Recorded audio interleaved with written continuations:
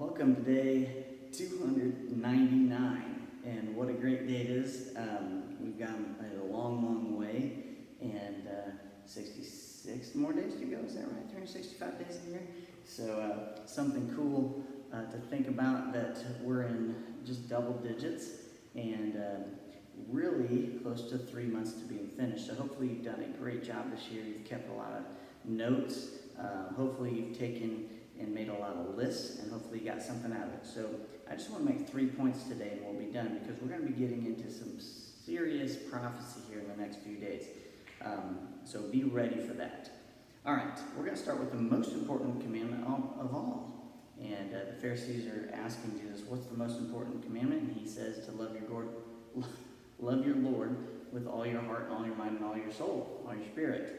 So that's the most important commandment. And I don't think we should leave that aside just so we can keep up with our list. Those are important things to know once in a while when we're going through and we're reading our Bible and stuff, just in case we have someone watching who isn't sure what any of the commandments are. And there are those people out there, which is wonderful that we can teach and open the eyes and the ears of those around us.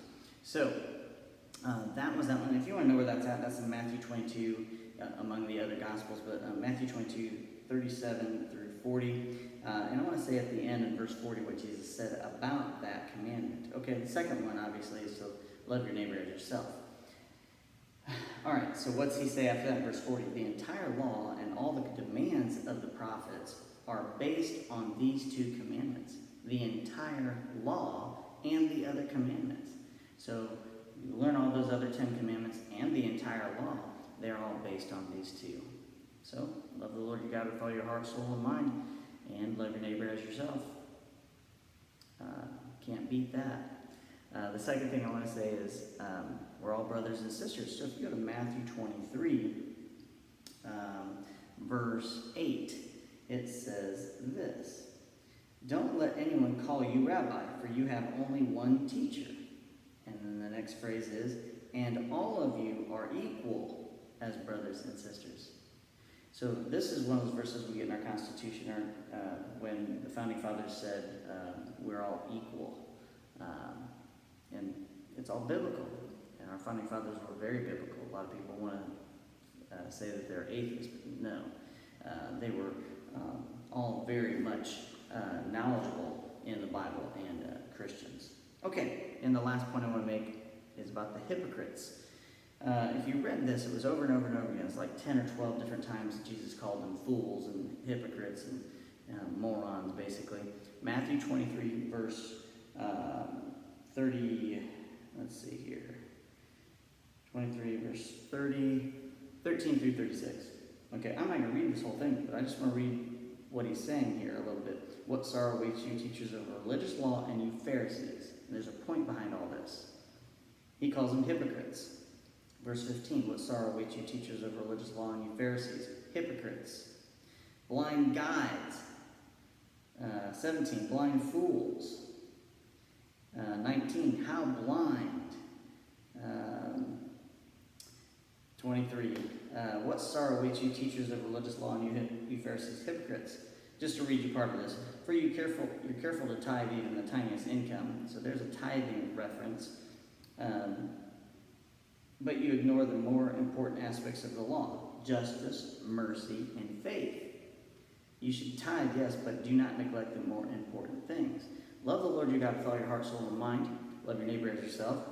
And do not ignore justice, mercy, and faith, as well as tithe. He's not neglecting the tithe. He's not putting that aside.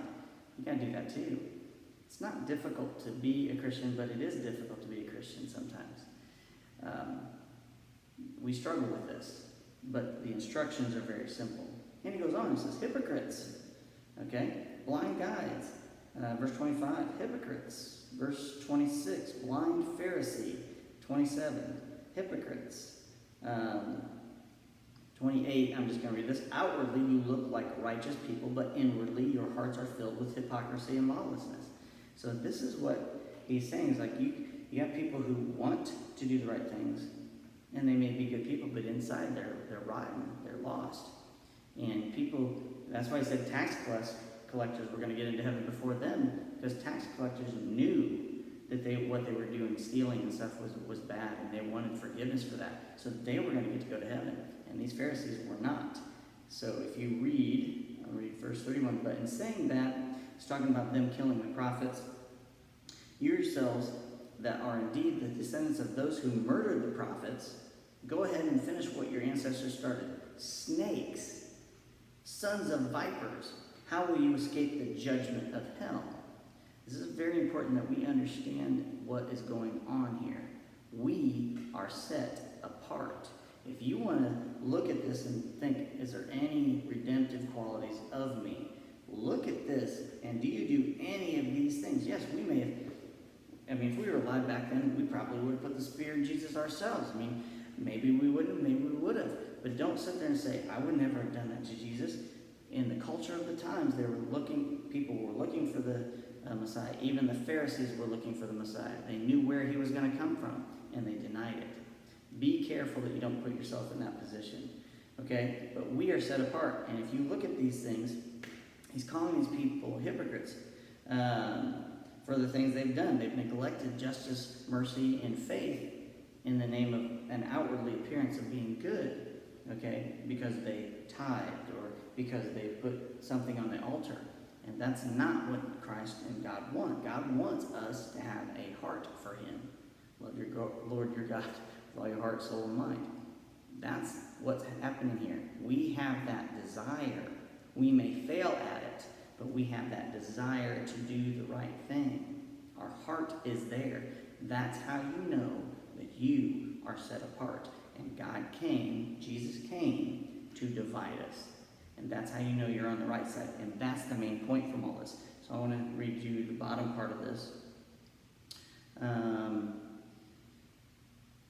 Verse 35, as a result, you will be held responsible for the murder of all godly people of all time. Of all time. All these people, these teachers, these rabbis, will be held responsible from the murder of righteous Abel. Abel was righteous. So pretty sure we'll probably see Abel in heaven. To the murder of Zechariah, son of Berechiah, whom you killed in the temple between the sanctuary and the altar. I tell you the truth, this judgment will fall on this very generation. So when Jesus dies, the judgment is given. Sentencing hasn't been followed through yet, but that happens at the second coming. So, and at the great white throne judgment. That is your day 299. We'll see what day 300 has tomorrow. Have a good one.